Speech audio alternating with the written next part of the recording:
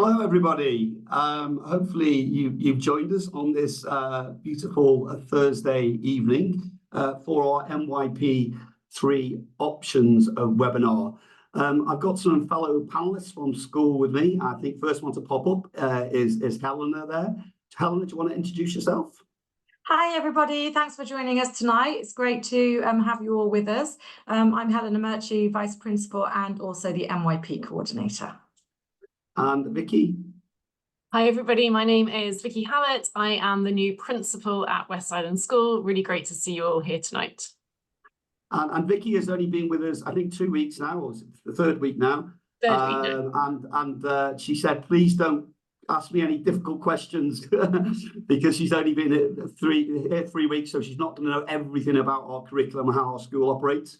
I, however, have been here, I think, 18 years, so I probably should know the answers to most things by now. Mr. Hewson. Hi, I'm Guy Hewson. I'm Director of Learning for Pre-16. Not quite been at West Island School for 18 years. I've been here 11 years. And lovely to see you all this evening. And Miss Kelly. Hi, everyone. I'm Patty Kelly, Head of Year 8. It's lovely to see so many of you here tonight to go through the vast array of options available for students at Year 9. Thank you. And in the background, we have where it says, where's it? VJ does all the webinars for us, is our Director of Technology. Yeah, I want to thank him for everyone for arranging this webinar tonight. Okay, so without further ado, I'm going to move on with the presentation. So we're going to say goodbye to most of our panelists. We'll see them at the end and we'll be able to ask them questions. On that, you'll see at the bottom of the page there, if it works, you'll see a Q&A. I've already got several questions from you when you signed up for the webinar, which I'll be answering throughout the presentation. But if there is anything else left unanswered, if you could just pop the question in there, and our panelists behind the scenes there will be answering your questions by text, and we'll have the panel at the end where we can answer further questions. Just wait until near the end of the presentation before you start asking questions, because the questions you have may be answered through the presentation there. So I'm going to start the presentation. Now here's where the technology usually sometimes lets me down. So hopefully you can see MYP Year 3. Helena, could you see that? Is that correct? Yes, I can see that fine. Thank you, Mike. Brilliant. Okay. So MYP 3 is the third year of MYP. Your children have studied 2 years of MYP in Year 7 and Year 8.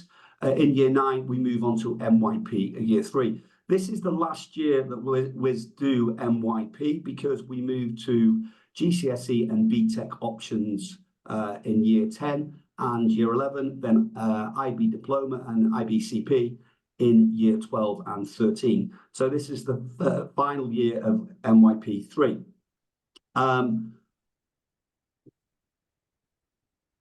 So the whole idea about MYP, apart from the concept-based learning in all subjects, is that we offer a broad, balanced and personalised curriculum. This is important when I talk about some of the choices that your children get to make here. The aim is to make sure that they're learning in all areas of the curriculum. And on the top right-hand side there, you will see 8 subject areas. Now, it is a requirement of the MYP to create that broad and balanced curriculum that all students carry out or study in those 8 different areas. Now, the areas I'm going to be concentrating on tonight are the areas where your child will have an option. I've already been through the options with your children last week, so they've seen the presentation. I've also shared the website with them, which is wiz.edu.hk website, where we have the MYP option page under Learning at Wiz. So hopefully your children will be able to show you that web page where this presentation sits, and also a copy of this webinar will sit as well if there's something you've missed, and frequently asked questions. So you've got a bit of time to have a look through it as well as this webinar. The deadline, though, is the hard deadline, the 3rd of May. Your children have actually started to play around with the options on their Wisdom. their own wisdom, and most of them have selected their first idea of what they want to do. It doesn't matter, they can select and change their mind as many times as they like. It's whatever is in that hard deadline on Friday, the 3rd of May, is what we will use as your child's options. It's important to note, though, if there is a change of mind after the 3rd of May, it's okay.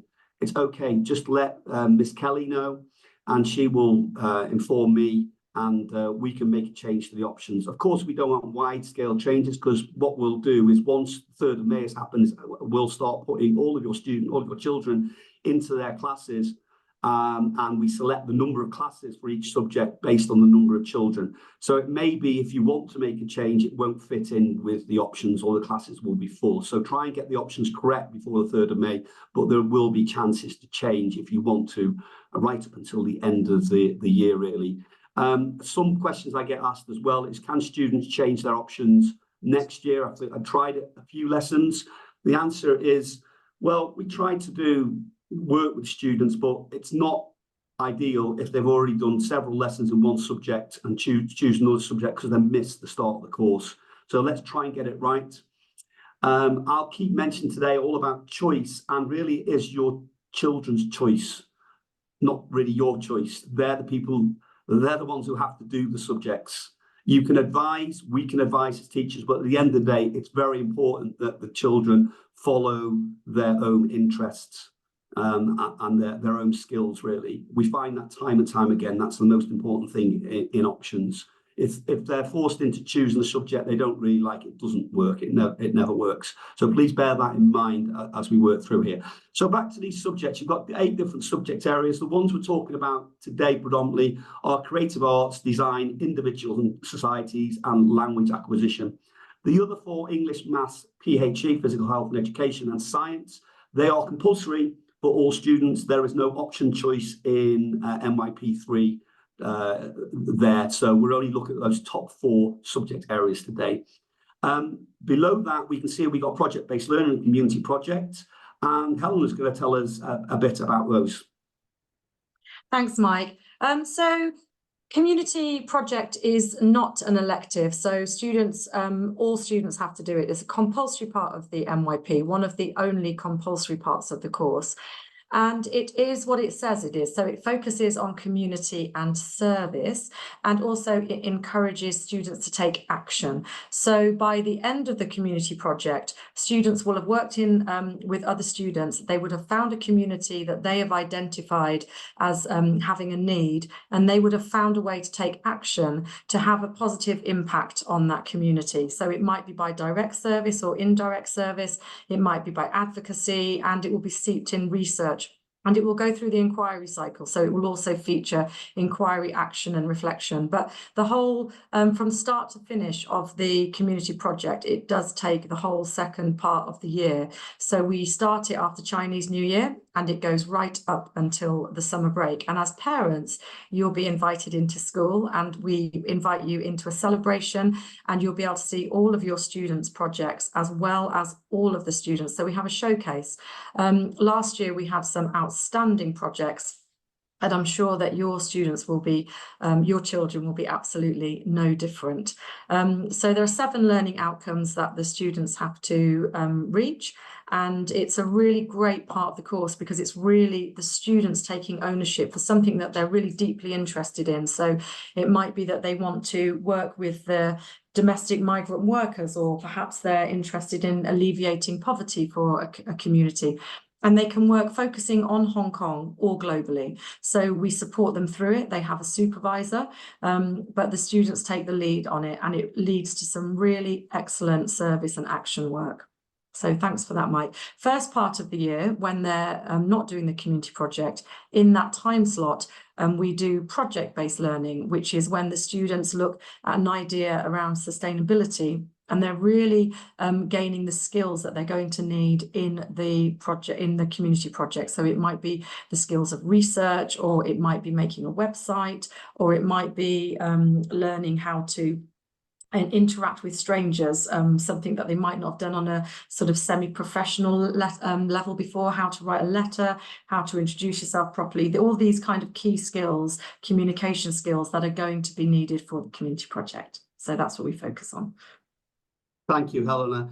And you heard the word skills. I mean, this is what we're all about. This is what the MYP is all about. We're building skills, learning skills, and your children acquiring in all of their subjects. So project-based learning is really a great part of the course, which our students love, because it's non-assessed.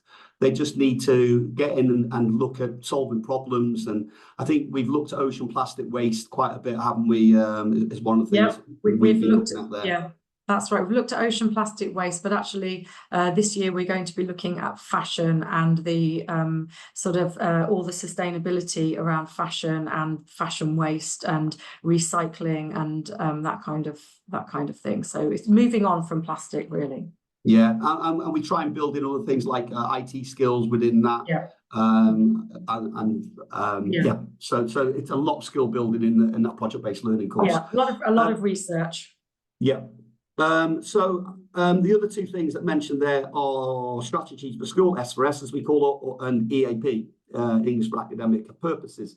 Now, your children may already be on these courses in Year 8, and what will happen is Ms Koshy will talk to you about the EAP, and Ms Woods will talk to you and your children about S4S if you're already on those courses. So it's kind of in discussions with those two people, you'll be advised whether to take EAP or S4S. If you do want to inquire about it and your child isn't already on the courses in Year 8, you absolutely can.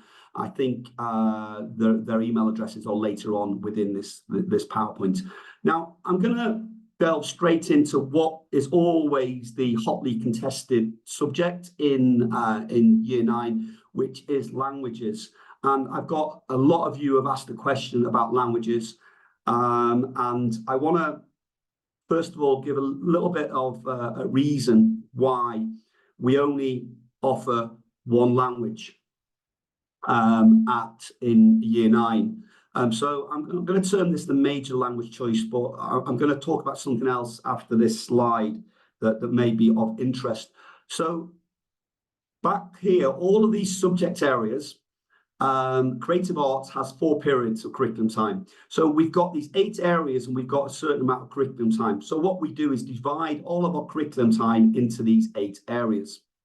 So each of these 8 areas has 4 lessons within our cycle, equally divided, broad and balanced.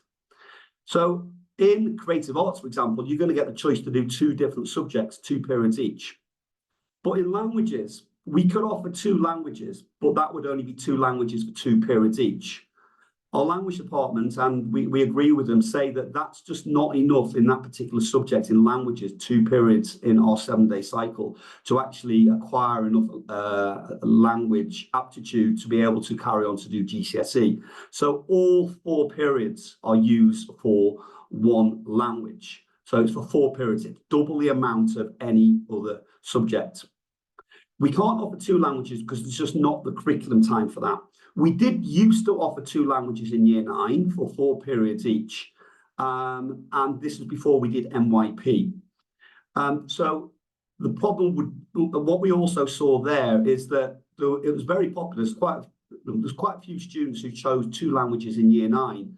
And then what happened is when the Year 10 GCSE and BTEC choices came along, is hardly anyone chose language. So people were selecting it in Year 9, but stopping it at the end of Year 9. Almost everybody, we were having 2 or 3 people carrying on with a choice in Year 10. So we decided that for what, because nobody was continuing, then it was much better to study 1 language in depth than carry on studying 2 languages. So that's what historically happened. So your major language choice that your children has is 1 language. It must be a language that they are currently studying.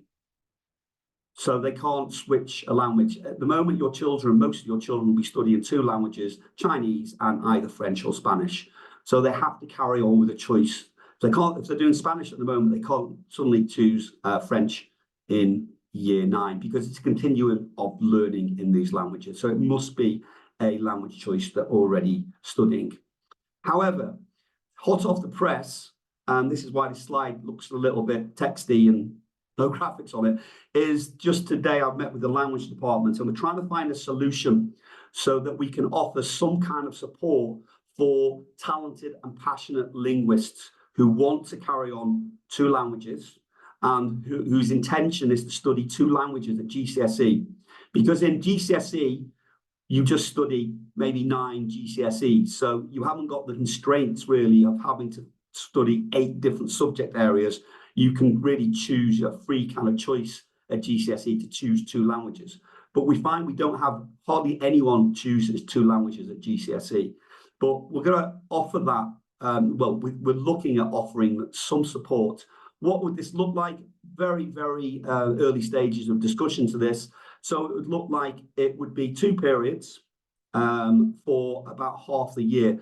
And what we were looking at is, instead of doing project-based learning, which we just talked about, students who were really talented and passionate linguists could have some time studying a second or minor language for those 2 periods. It would only absolutely be for half a year, because as we've already talked about, we need to do in the second half of the year, we need to spend 50 hours compulsory on the community project. The language department say they'll set up a dedicated website so that your children can work at home on their minor language if they choose to do so. So, so it must be a significant, if your children are prepared to spend significant time at home learning the second language with support from school, then we may be able to offer this. Now, we're not going to offer this immediately. We're going to go through the options that we normally would now, and we're going to look at mid-May. We'll start asking students through the language lessons who would be interested in maybe taking this option of taking a minor language for 2 periods, and we'll judge it from there. So at the moment, that is what we can offer, but I can absolutely say we will offer a second language at GCSE if students want to take it. But as I say, hardly any students do. When they're given the choice of the whole suite of GCSE and BTEC subjects, and they've only got 3 to choose from, then they usually don't choose a second language because they're already doing a language. So hopefully that helps answer those questions. So here's a kind of pathway. If let's say you do study just 1 language in year 9, and you do study 1 language in year 10 and 11. Here's the pathways that we have. So on the top left-hand side quadrant, students in year 7 and 8 are all studying a Chinese and a European language. And let's say your children decide they want to take Chinese which is Chinese as a foreign language or a second language, or even, I think we taught phases, phase 1, 2, 3, and 4 of Chinese literature. They can study that in year 10 and year 11. And they can carry on studying that IB diploma level in year 12 and 13. And they can study that at different levels as well. They can study it as a first language, which is the language literature option, or they can study it as what's called a B language, which is language acquisition. And that will go alongside the first language English that they will be doing. If your child does decide they want to do Chinese at a first language, which is called a language A, you'll obviously get more of this. You've got plenty of years. They will get what's called a bilingual diploma. So it is worth, if your child is first language Chinese and they want to take that option of Chinese language and literature in year 10 and 11 and 12 and 13, they will gain what's called a bilingual diploma, which obviously is very valuable. On the right-hand top quadrant there, the same thing, but this child has decided to take the European language through all the way through to year 13. So year 12 and 13, do we have a first language option? We actually do have a first language option for your first language, and it could be any language, and we do offer support for some people. Some people take, for example, Dutch or Polish or any first language, and we do support that. We don't teach it because we haven't got a Polish teacher, but we do support that, and that can also lead to a bilingual diploma as well. But most students study the European language at language B there. On the bottom, which is language acquisition, on the bottom there, you have the other option. If you do want to switch languages in year 12 and 13, that is okay, because what we have is what's called ab initio. So let me take you through the right-hand bottom one. So if your child in year 9 decides they want to study Chinese in year 9, year 10 and year 11, what will happen is that they can make a choice in year 12 for if they're doing IB diploma, and if they're doing IBCP as well. They can choose to do a European ab initio language. So ab initio means from the start. So it'll be assumed they have no language ability. But if they study Spanish, say in year 7 and 8, they can take Spanish ab initio again in year 12 if they want. And that also leads to the same points as Ed taking any other language. It is as valuable in the 6 subjects you take at IB diploma. So there's an option if they want to change their language here. What you can't do is you can't study, going to the top left again, you can't study Chinese in year 10 and 11 at GCSE and then take it as ab initio in year 12 and 13. So if you study your language at GCSE, you can't then take it at ab initio. Now, languages are quite complicated. Everything else is a little bit more straightforward.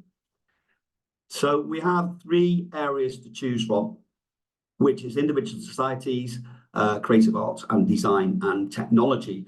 And we have different disciplines within those 3 subject areas to choose from. And your children will choose 2 each of those subjects. Now, I do want to say at this point, if, for example, your child decides in year 9 that they want to take geography and history, and then in year 10, or the end of year 9, when they choose the year 10 options, decides that they actually like the idea of philosophy, that's fine. That's absolutely fine. Apart from languages, any option you choose in year 9, you can completely change in year 10, because at year 10 is a new course. We start GCSE again. So it's absolutely fine for any of these subjects. So if it's creative arts, if your child decides they want to do music and theatre in year 9, and then decide, okay, actually I want to do dance in year 10 or visual arts, that's absolutely fine. So there's not much, you can't really make a choice which will affect your future or your child's future here, because you can completely change it again at the end of year 9 when you go into GCSE and IB. I know I got that question quite a lot. It's absolutely fine. Think of these not really as learning the subject matter, it's building skills, learning skills, which will help you in absolutely any subject. So those are the disciplines within each of those 3 areas, and you need to choose 2 of them. I'm not going to read through all of this. This is what the heads of subjects have written down for you. Again, this website is available to you, whiz.edu.hk. Your child knows where it is. They've been shared it as well. And so you can have a look at it through it at your leisure. So individual society, choose one from geography, history, philosophy, creative arts, dance, music, and theatre. The old dance teacher said she might join us if she has time, but I can't see it on there. But if you want to have a look through that, and obviously there's further information if you're interested in dance. The reason I've got further information there is your child would have had some experience of all of these subjects apart from dance. There's no dance in year 7 and 8. So dance is the only subject they won't have experience of. So if they want to find more about dance, have a read there. Speak to Miss Cunliffe, who is our dance teacher, and she'll tell you all about dance in year 9. Okay, so creative arts, dance, music, theatre, visual arts. Design and technology, there's 5 options there to choose from, and take any 2 from those 5 options. And there's further information if you click on there about each of those different subjects for you to have a look at your leisure. Now, in terms of choosing, as I say, your children have already started using this and making their options. It's quite straightforward. It goes through your child's wisdom, and they will see the sign-up tile, click the sign-up tile, and they then just make their choices. And once you click a subject, it will tell you how many choices you've got left, and then it will go green when you've made the correct number of choices. Do, however, look there in terms of, I talked about before, S for S and EAP. So, for example, if your child wants to do EAP, they can choose EAP in any of those 3 subject areas: individual societies, creative arts, and design. So just choose that as one of your choices. So they do EAP instead of one of their choices. So, for example, they could do history and EAP, and then 2 creative arts and 2 design, or they could do 2 individual societies, dance, EAP, so only do 1 creative arts and EAP, and then 2 from design. So yeah, don't choose EAP or S for S twice. You only make 1 choice, but this gives you opportunity to choose it instead of different options there. And I said deadline is 3rd of May. That's a hard deadline, and we'll start putting the classes together immediately after that. And I think this is my final slide. So if we all come back on, and I think Mr. Hewson, a guy, is going to take us. I'll just lose this presentation. I think Guy's going to ask some questions. Anything you got there for us? I think, Mike, the questions about the second language in year 9, I think that was well received, the proposal that you were suggesting. So thank you very much for that. Great. A couple of questions that have come in. One that I know is a question that gets asked quite a lot because the children are getting to the end of year 8 and they have their laptop from year 7. If they choose to do multimedia or digital design, is the laptop capable of running all the software necessary for the course? Yeah, what an excellent question. We do have access to a whole suite of iPads for our digital design course. Multimedia is not on there. So it's only the digital design really. So if there's anything which needs specialist equipment, we provide the equipment within school. But the programs, I think it's Procreate they use. I think the programs you can also use them on your own tablet or your school laptops. They can run the software. But what our design teacher says that it's much better to do it on an iPad, and we provide that in school. Great. And just off the back of that, a parent has asked a question about why media isn't being offered as an option this time. Yeah, good question. We are now running a media course, which is very popular in year 10, and that will go right the way through to year 13. And there is reasons to do why we're not offering it, but it's kind of a long conversation that we've had with the art department about what we're offering in year 9 and what skills students need to pick up in year 9. And it was decided that we're actually using our resource more to use it to provide the courses in year 10 through to year 13. So we're not offering it in year 9. Sorry, I can't give a massively detailed explanation because it would require me to talk about lots of different things. But we did run it we only ran it once last year, but now we haven't used that resource further up. It's a simple question. All right. Sorry. No, that's okay, thank you. And another question about class sizes that I know often gets asked. Do the class sizes adjust now that students are starting to make some choices? Yeah, this is not by design, but because if we have a budget, right? So it's advantageous for us to put students in a class to use our resources wisely. But normally I wouldn't really go over 27, so slightly less than 31 or 32. I think we have in year 7 and year 8. So normally not over 27. I try to keep it down to about 25, and some classes are obviously below that because of the numbers of students choosing it. But yeah, about the same size as GCSE classes, actually. Okay. And what about if their child wants to make a change once they've made their selection? Is there I know you've said there's a cutoff, but if they start the course and they really don't think it is for them, kind of what's the scope for changing? Well, as I said, we try to accommodate everybody. but there comes a point where it's no longer a good idea to switch courses because you've missed so much of the course. So try and get it right. We do allow changes after the 3rd of May, but some subjects may be full. It's not often that happens. But if you've started the course already and you're 6 weeks in, it doesn't make sense to change because it's not going to affect anything in year 10 anyway. So normally we do it on a case-by-case basis, but no, we don't allow changes well into the term, really. And a question's coming in just about teachers. I think it'd be quite difficult, Mike, you'll agree, to actually say which teachers are going to be teaching specific courses next year at this stage, I'm assuming. No, and unfortunately, your children do not get a choice of their teacher.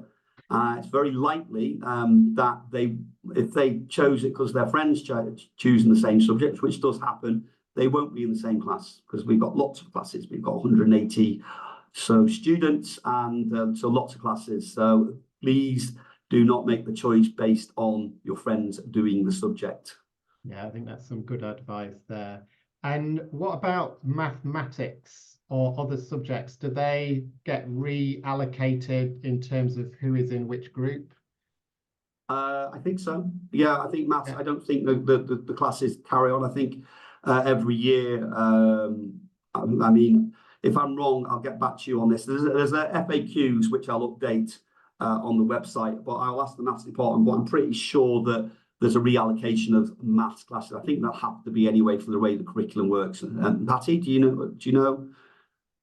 Yeah, I don't know, yeah. you're not a maths teacher. I don't know why I asked you. But... Yeah, I'm not a maths teacher. I'm science, but the maths classes are reallocated into year 9. Yeah. Yeah, and that'll. I think the only time they stay together is when in year 10 and year 11. Yeah.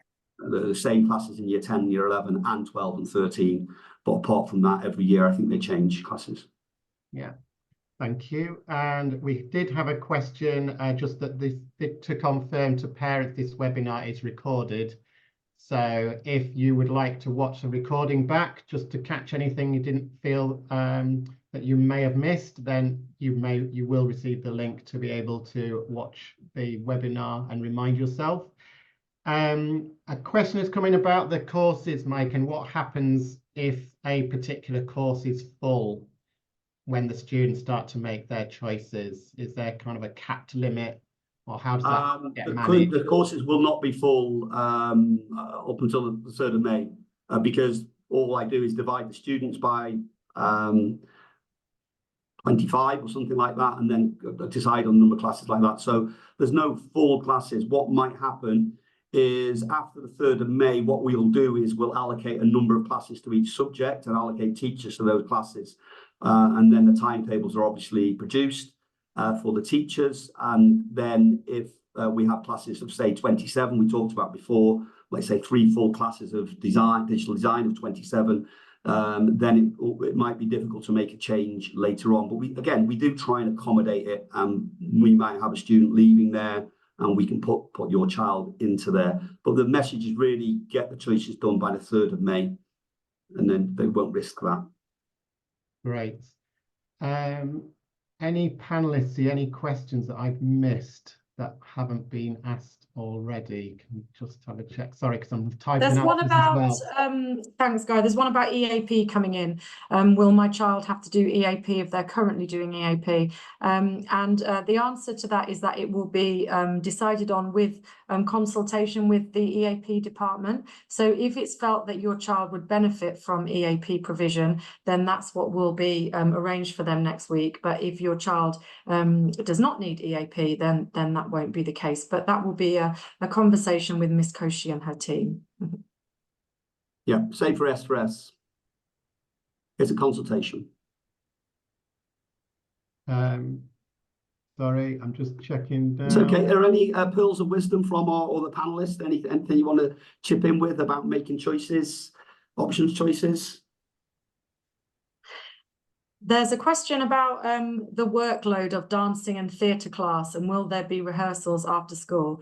For the actual classes themselves, there are no rehearsals after school. However, if your child decides to get involved in something in CAS, like the school production or something like that, that's completely separate. And for that reason, there would be rehearsals. But in terms of just studying theatre or studying music or studying dance, there are no rehearsals after school.